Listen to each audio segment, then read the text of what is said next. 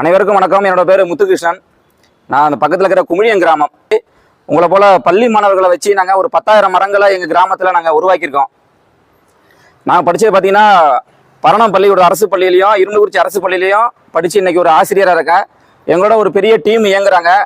அவங்களோட பொருளுதவியோட உடல் உழைப்போட கிராமத்துக்கு தேவையான சின்ன சின்ன சூழலியல் சார்ந்த சுற்றுச்சூழல் சார்ந்த பயணங்களை நாங்கள் மேற்கொண்டு வரோம்.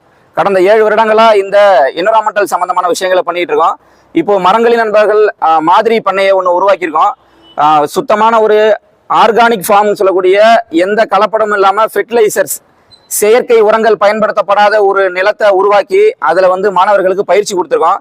அதுக்கு ஒரு நல்லதொரு வாய்ப்பை தலைமை ஆசிரியரும் இருக்கிற ஆசிரியர் பெருமக்களும் வழங்கி கடந்த ஆண்டு உங்கள் பள்ளி மாணவர்கள் வேளாண் அறிவியல் பிரிவு மாணவர்கள் ஒரு பயிற்சி எடுத்துக்கிட்டாங்க. 10 நாள் பயிற்சி எடுத்துக்கிட்டாங்க.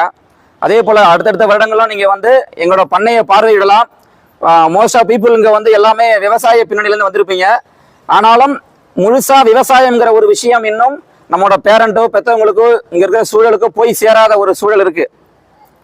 அதற்காக ஒரு சின்ன சின்ன விஷயங்கள் நம்மளோட பண்ணையில் உருவாக்கியிருக்கோம். நீங்கள் எப்போ வேணாலும் பார்வையிடலாம்.